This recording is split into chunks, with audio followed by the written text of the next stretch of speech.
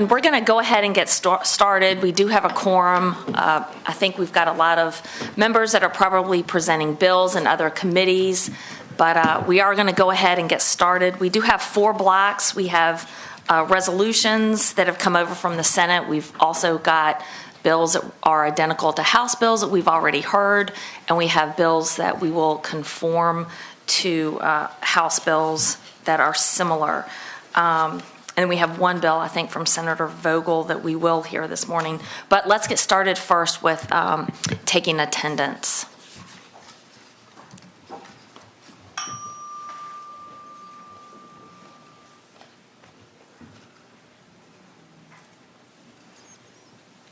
All right, we'll close the roll. Okay, we're going to start first with Block 4, and those are the gubernatorial appointments. So we'll start with SJR 83, patroned by Senator Eben. Council, will you report HJR, the gubernatorial appointments, and just want to make sure that we've received all of the proper paperwork and background information? Yes, Madam Chair. For the governor's appointments that are in SJR 83 and in SJR 84, we have received the resumes and financial disclosures for all the appointees. Okay. Are there any questions from the committee or anyone wishing to speak on HJR 83? Okay, we'll bring that. Madam Chairman, yeah. Do you want to take the 2 of those in a block, or do you want to do them separately? Actually, we can take it up in a block. Okay. And Madam Chairman, I would say that for anyone who's interested, they're online, of course, but SJR 83 is primarily agency heads, and SJR 84 is the actual cabinet. Okay. We'll go ahead and vote on those in a block. Oh, we need a motion.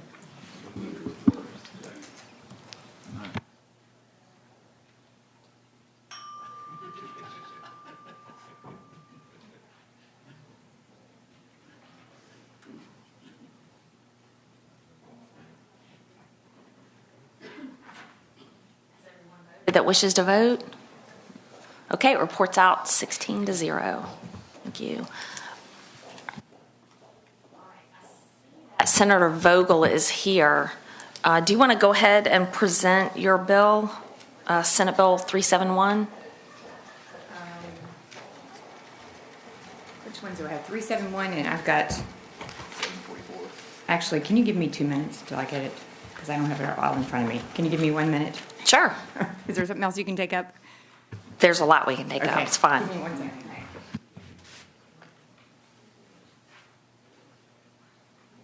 We'll go ahead and do the Senate bills that are identical to the House bills. Council, if you go ahead. So, Madam Chair, we have SB 211. This is a bill dealing with list maintenance and lists of decedents being transmitted by the State Registrar of Vital Records weekly instead of monthly. This is identical to HB 55, which the House passed 99-0 and the Senate passed 39-1. Move for second. We're going to do this as a block. Mm-hmm. Then we have SB 308, which is a board cleanup bill from the previous administration. It is identical to HB 1102, which Delegate Ranson carried. It passed the House 100-0 and has also been reported from Senate General Laws and Technology. Then we have SB 370, which is a bill related to risk limiting audits. It is identical to HB 895, which was carried by Majority Leader Kilgore and passed the House 100-0 and has also been reported from Senate P&E.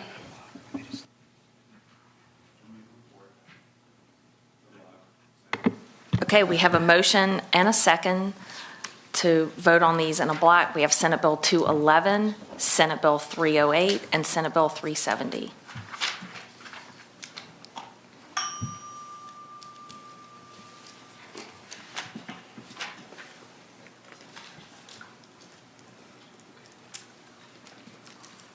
Okay, has everyone voted? All right, they've been reported out 17-0. Senator Vogel. Thank you, Madam Chair. Good morning. I have two bills before you, and the reason I was confused when you asked about 371 is because it was identical, and I wondered if you wanted me to present it, if you were conforming. But Oh, gonna go I'm ahead. sorry. Yes. How about present Senate Bill 744? Okay. I apologize for I that. was just texting Angie in my office, asking her what I was supposed to do, because it's early still. Okay, so do you want me to address the first one, or are you guys going to just conform? Because We're I'm happy to conforming. discuss it. Okay, that's what I thought. Okay, so then the second bill I have for you is Senate Bill 744, and this is a bill that came to me at the request of some of the registrars who I think have watched me over the years labor as the chair of this committee on my side, and I think had this notion that perhaps we could do something constructive in the off year, much like they do with the Crime Commission, and have a body that would meet and consider a lot of the issues that frankly are not partisan, that we really shouldn't disagree about, but that we would be really well informed by having competent election professionals come before a body of people and make recommendations about what it is these P&E committees might be able to do, so that instead of each year we say, okay, well, this year we're going to have early voting for 14 days, and then maybe next year somebody comes in and says, well, let's do it for 45 days. And so a lot of this we do, it's well-intentioned, but it is often on the fly. And so I think that given the complexity of our election laws and how much talent there is out there and how many people would like to contribute to the dialogue that leads to the conversation that we have during session, that's ultimately what the concept of this is. So it would provide for a commission, and it would have registrars, electoral board members, and others who serve on this body. And we had whatever money was necessary, I think, on our side in the budget for this. And so that's what the bill would do. Madam Chair. Delegate Sickles? Thank you, Madam Chair. I'd like to ask my good friend, the Senator. Oftentimes, when we've had election administration issues over the years, the electoral boards and general registers don't like them because they know that we're not going to send any money to fund them. You know, I mean, and so, I found that to be a bad excuse for, not encouraging everybody to vote because we don't fund it. This is an unfunded mandate business. And I noted in your what you said so far that there's no League of Women Voters type, no other voting advocacy types people. I mean, voter integrity people on this. This is just us. It's the government saying what's going to be the easiest way for us to proceed in an election. And that's what bothers me a little bit about your bill.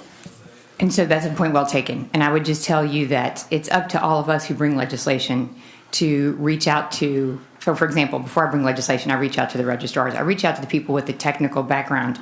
And then, and I'm certainly open to having it be more participatory. But I think as I was trying to conceive of how this would work, I was looking for people who are the election law experts to sort of help bring us the issues that they see as issues. Because generally the genesis of much of what I bring is brought to me by registrars who say, you guys might not be aware of this, but this is a major problem for us. It's something we'd like you all to address. We often get here without all the facts and all the information. I welcome participation from other outside groups that might want to come and testify. If you'd like to, perhaps amend the legislation and have outside parties have a role in that, that's totally fine. But what I'm looking for is some technical expertise that could come to us, again, much like the Crime Commission does, and say, we've done an evaluation, we've looked at this, we've looked at what other states do, and we think as a practice for the Commonwealth, this is a good, a better way to do X, fill in the blank. Is there anyone in the audience that wishes to speak in favor of the bill? Yeah, I do. Oh, sorry. Good morning, Madam Chair, members of the committee. Derek Lyle, I'm the General Registrar in Washington County, and speaking on behalf of the Registrars Association, we support this legislation. We thank Senator Vogel for introducing this.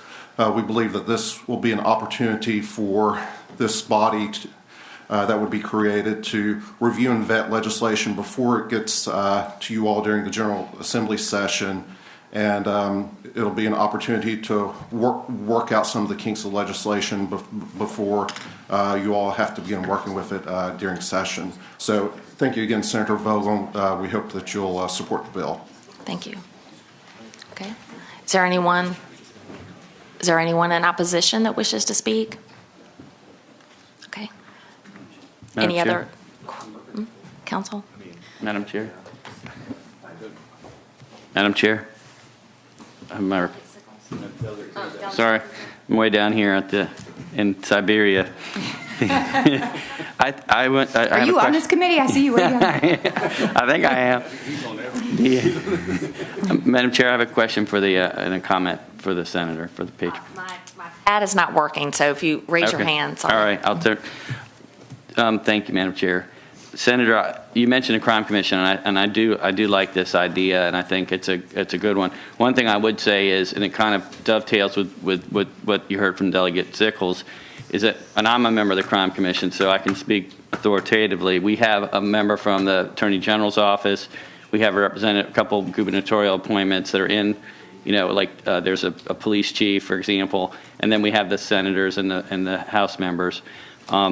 Do you envision doing the same kind of thing with having maybe somebody from the registrar or some organization like that, and having the governor make an appointment to this as well? And It was, Madam Chair, if I may, this is something that I had talked to.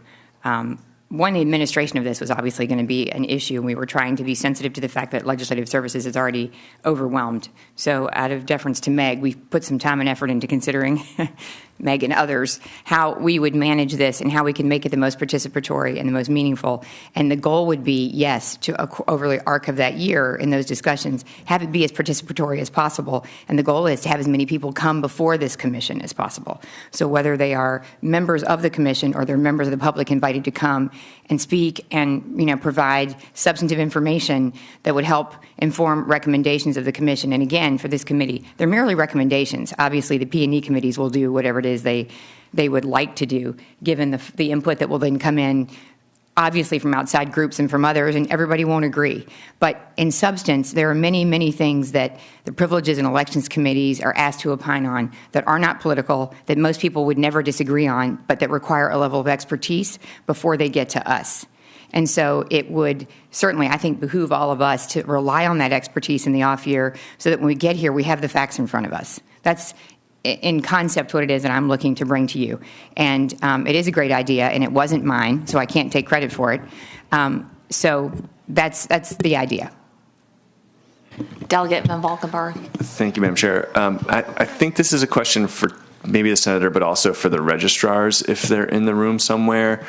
I agree with what you said at the end in theory, but the practice since I've been here doesn't line up with that very often, and that's okay, right? It is what it is. But we take a lot of partisan votes, and I think my fear about this is it just becomes another version of that. And I think my question is: are we not a little bit afraid here that the partisan back and forth, the registrars get trapped in the middle of that?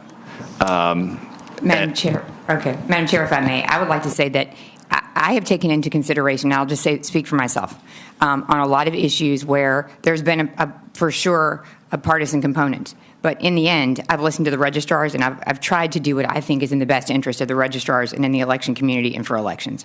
So I haven't always voted that way, and I think that there are many members of both committees who do the same thing, who try to rely on the facts and try to do what they think is right. So again, there have been many times on my P&E, as all of you all know, where they don't break down on partisan lines. And again, I rely on the registrars who will come in, or any of our election professionals, whether it's electoral board members or outside organizations who come in and present factual issues to us or problems. Yeah. Madam Chair, just a quick follow-up. I meant the flip, right? Not so much how we interact. I see what you're saying. That how registrars they feel like they're caught in the crossfire. Okay, sorry, Madam Chair. I would say that I don't think that having this body sort of work throughout the year on substantive issues is necessarily much different than the crossfire they may find themselves in any other time, but certainly it inspires a lot more give and take and a lot more dialogue than you already have, because right now it's really just up to me to reach out to them, or up to them to reach out to us individually and say, hey, here's a major issue you may not know about, and there's a lot of background information and material I can provide to you, but you wouldn't know because you don't work in the registrar's office, or you don't work at the agency. You don't understand the kinds of questions that we're getting routinely, and we think this would be a great opportunity for you all to engage and sort of solve this problem for us. Yes, I agree that there may be occasions where they're caught in the crosshairs, but they're usually pretty strong leaders. And they're usually, my sense has been that in going to the registrars and seeking their counsel, they pretty much can ignore some of that background noise and be really straightforward. At least I have found that's been the case with me. They don't usually hold back, and they're not usually too afraid of the political, the winds, and they're honest. Delegate Waxman. Thank you, Madam Chair. Question for the Speaker. I was a little bit concerned about while this commission's going on, is that going to delay this committee's ability to make decisions while we're actively in session? It could be a short-term issue that pops up just as we come to session that we like to listen to our registrars too. Would that tie our hands from being able to act on those under the premise of waiting for the results of the commission? Madam Chair, that's a good question, and I would say I would hope that the chairs of both P&E committees would utilize the resources and the talent of the people who are making themselves available for this commission to utilize it just that way, as a resource, but not as a barrier to any productivity for session.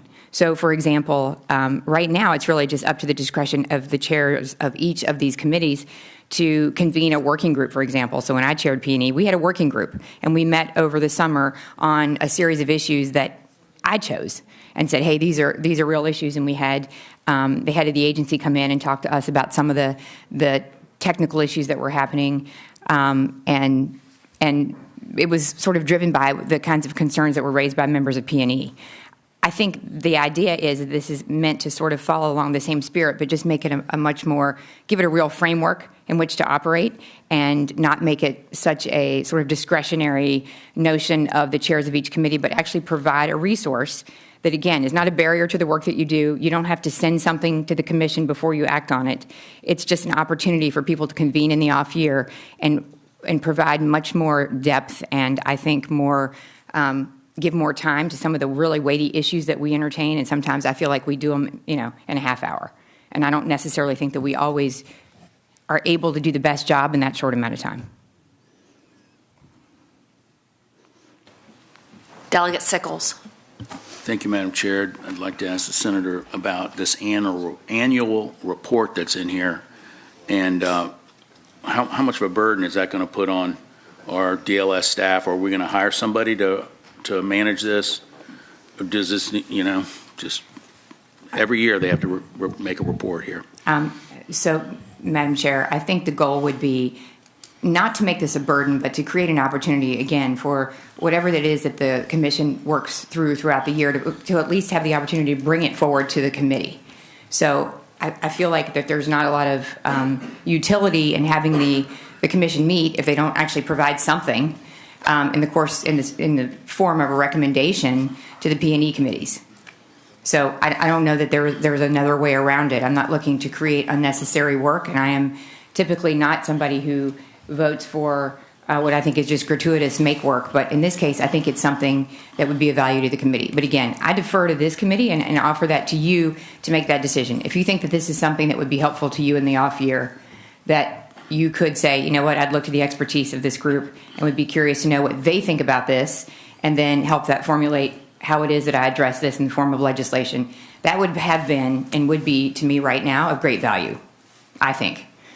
But I defer to the members of this committee, but I have been appreciative of the registrars and those on the outside who have brought this to me as a recommendation and as a solution for what they see as often not a lot of collaboration that occurs before we consider legislation on P&E that is sometimes quite technical. Delegate Bloxham. Thank you, Madam Chair. I guess my question is not so much the essence of the bill, but it looks like the makeup of the members. Traditionally, it looks like to me that we have equal representation from the Senate and the House here, and it's just been a practice of this institution to have a little bit different. So if you would it be acceptable to a line amendment, I think if we drop it to 15 members, well, 13 members, 15 to 13, and then the Senate would get 2, 1 from each party, and then the House gets 7. That would be my amendment if we act favorable on the bill. And I make that as a motion. Madam Chairman, I'll second it. Delegate O'Quinn? I guess this is a parliamentary inquiry, maybe.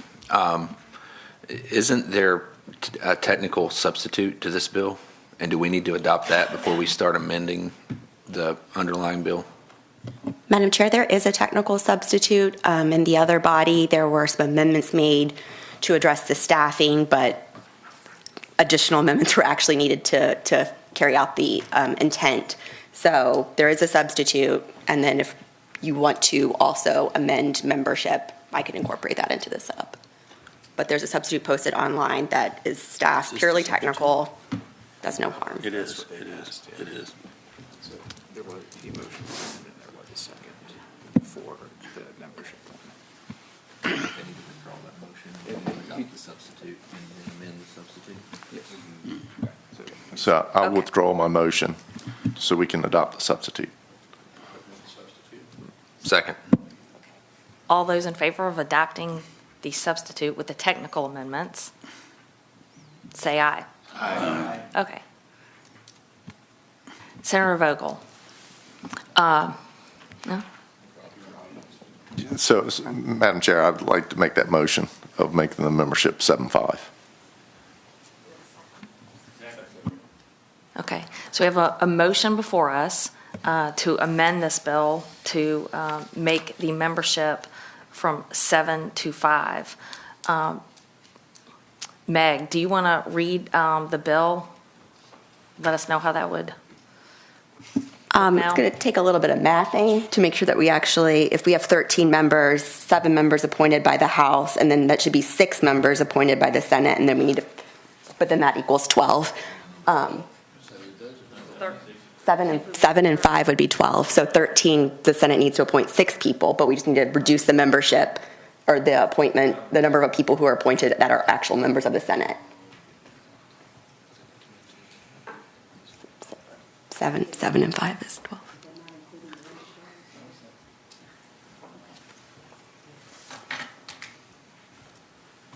There's one member of the electoral board that's on there, so that.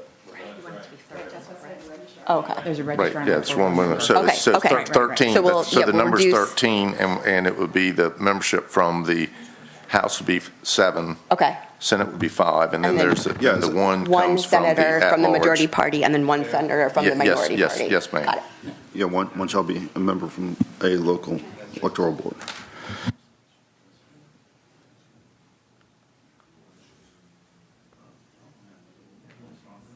Right. Okay, so council's going to read the language now, how this will be. So the commission shall consist of 13 members as follows. 7 members appointed by the Speaker of the House of Delegates, of whom 2 shall be members of the House of Delegates representing the political party of the Speaker. 2 shall be members of the House of Delegates representing the minority party in the House of Delegates. 1 shall be a member of the local electoral board designated by the Virginia Electoral Board Association.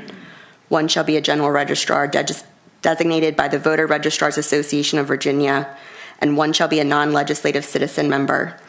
5 members appointed by the Senate Committee on Rules, of whom 1 shall be a member of the Senate of Virginia representing the political party of the President pro tem. 1 shall be a member of the Senate representing the minority political party in the Senate. 1 shall be a member of the local electoral board designated by the Virginia Electoral Board Association. 1 shall be a general registrar designated by the Voter Registrars Association of Virginia. And 1 shall be a non-legislative citizen member and the Commissioner of Elections or his designee to serve ex officio with voting privileges.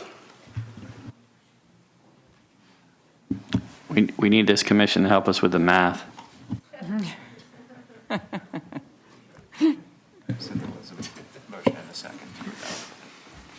Okay, all those in favor of voting for this substitute? Or is there any more discussion?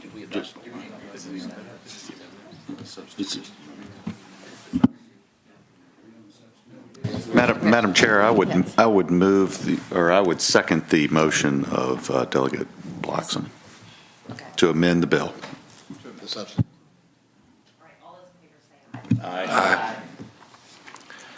Madam Chairman. Any more discussion? Delegate Sickles. Well, I don't want to get in front of my friend here, but I was wondering about the cost of this commission, and whether, I wanted to ask council whether all her huge staff up on in the Pocahontas building will be able to handle this within their current budget, or do we need to send this to appropriations to get her staff some more money? Go ahead. Oh, it is? DLS would never turn down more money, but I'm not going to respond to that question. Delegate Van Valkenburg. Thank you, Madam Chair. Speaking to the bill briefly. Madam Chair, members of the committee, I'm going to throw up a no vote today, which is not necessarily a permanent no vote. But I'm a little queasy about where this could go, and I'm a little queasy about parties picking registrars and then having registrars. Because I think one thing that we do now, and I when I chaired elections, did what Senator Vogel did, got the registrars involved early, but I'm a little bit queasy about having them be on the record on a vote for recommending legislation, and then the Ds and the Rs line up on either side, and all of a sudden the registrars also have to vote for that recommendation and what that will do. It just has me a little queasy, and so I want to think about it a little more. So I'm going to throw up a no vote for right now to just flag for the future and to think. Delegate Munden King. Thank you. Very briefly, hello, just speaking to the bill. I am probably a no vote today also, and that could change, and it's a couple of reasons why. And I could still be suffering from some trauma from the redistricting commission that just fell apart. But I'm just concerned about the sort of partisan and House nature of this, and I'm afraid that it could become another vehicle for people to question the security of our elections. And I know that this is just a description, but in order to ensure the accessibility, integrity, efficiency, and security of elections in the Commonwealth, and that gives me pause because we already have so many people working on that. And I'm happy to speak with the patron afterwards, because with the support you had in the Senate, I'm pretty sure there's more that I need to unpack because there was wide bipartisan support. But I'm a no today, but open to further conversation. Thank you, Madam Chair. Delegate O'Quinn. Thank you, Madam Chairman. So it was referenced earlier whether this had a fiscal impact. The answer is yes, it does. And so that being said, I would make a motion that we move to report and refer to appropriations. We have a motion and a second to report and refer to appropriations. With a substitute. As amended. I don't think the voting system actually, it's only going to say report and refer to appropriations, but With all of the extras.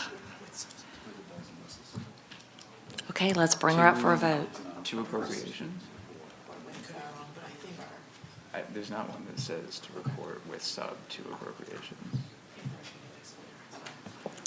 How about with amendments? It's okay. Yeah. Report and refer to. Oh, there it goes. Oh, no. Okay, well. Madam Chair, while he's thinking, if I might be able, while you're voting, go ahead.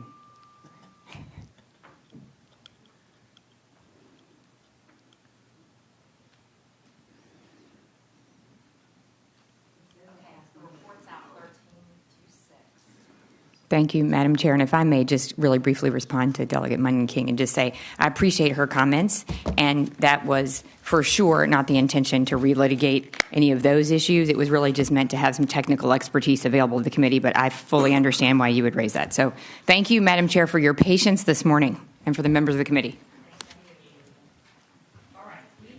Go to Block 2. And these are Senate bills similar to House bills. Let's start with Senate Bill 3. Madam Chair, Senate Bill 3 deals with reporting absentee results by precinct. This is similar to the HB 927 carried by Delegate Robinson, which passed the House 100-0. It's not yet been heard in the Senate. If we wish to conform to the version that we passed out of this body, a substitute is needed.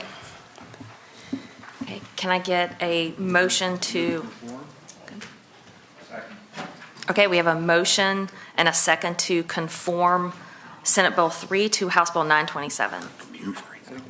Madam Chair, Delegate Sickles. I hate to slow this down, but could the council tell us the difference between the two bills that we're conforming? Is this going to be a major dispute in a conference committee, or is it easy? I would never guess about what happens in a conference committee.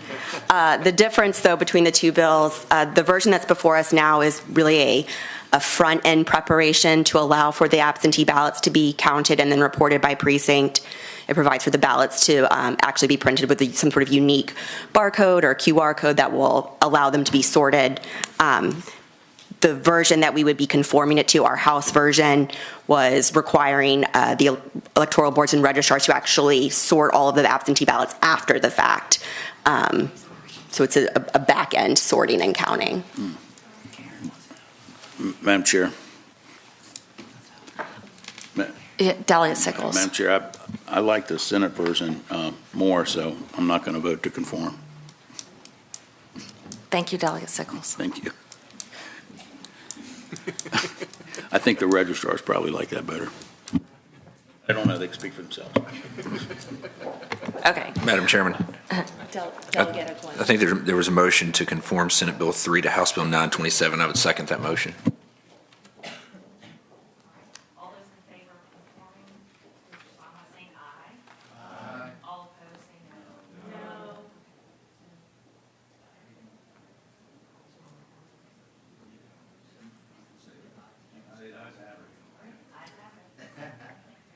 All right. Senate Bill 80, Senator Stanley.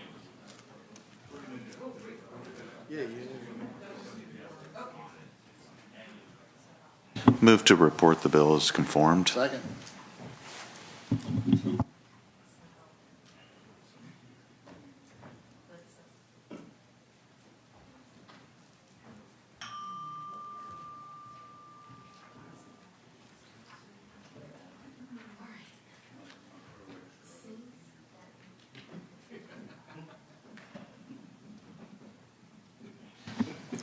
Senate Bill 80.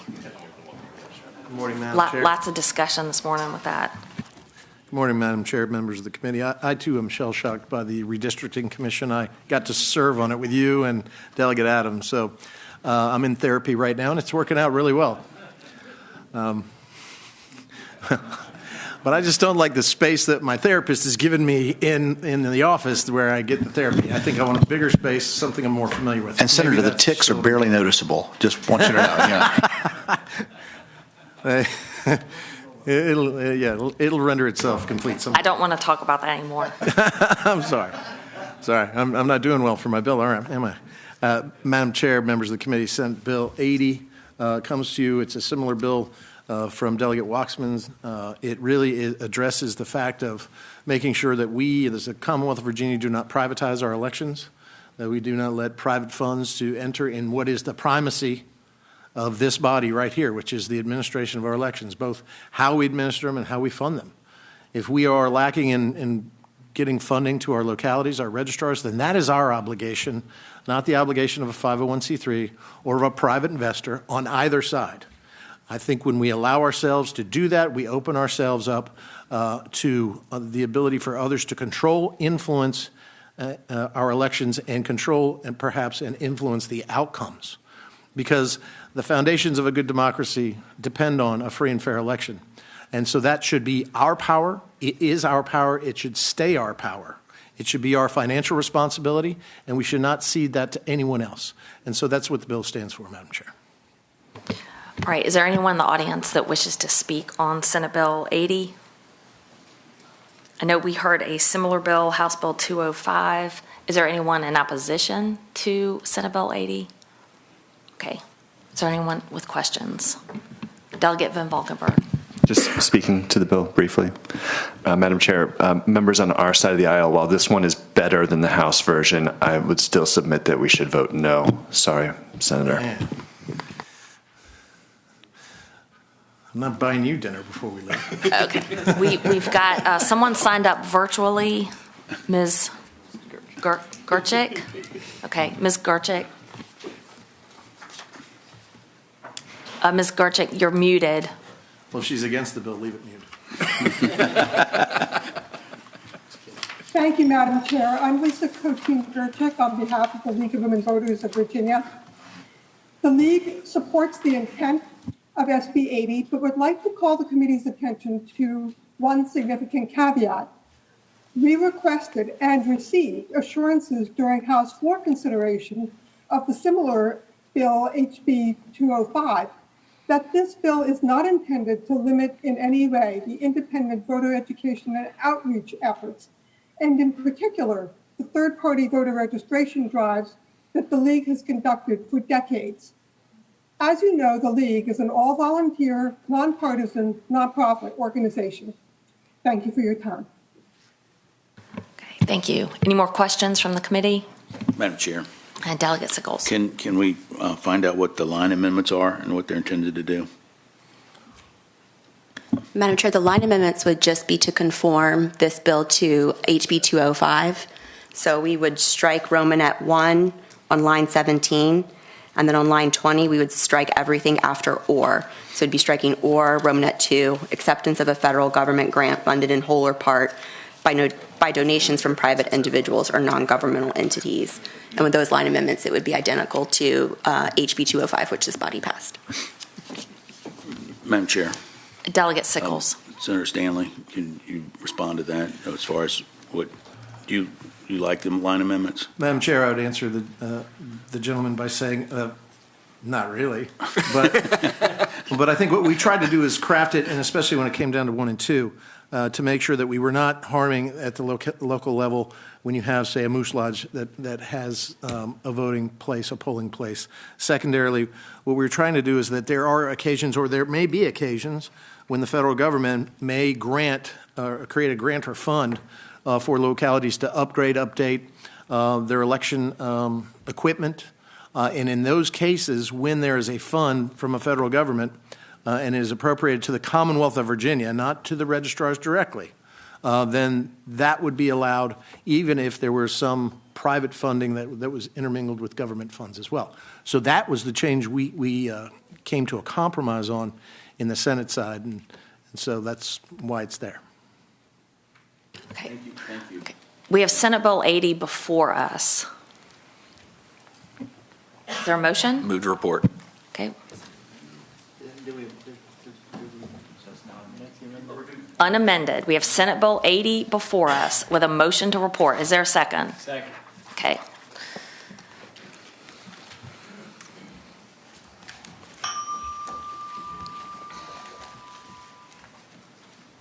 Has everyone voted that wishes to vote? Trying.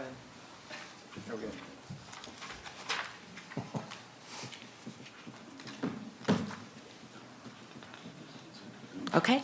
Report's out, 11 to 9. That was the horse race right there for a minute. Yes. Thank you, members of the committee. I appreciate it. 11 to 9. Thank you, Senator Stanley. Thank you, Madam Chair.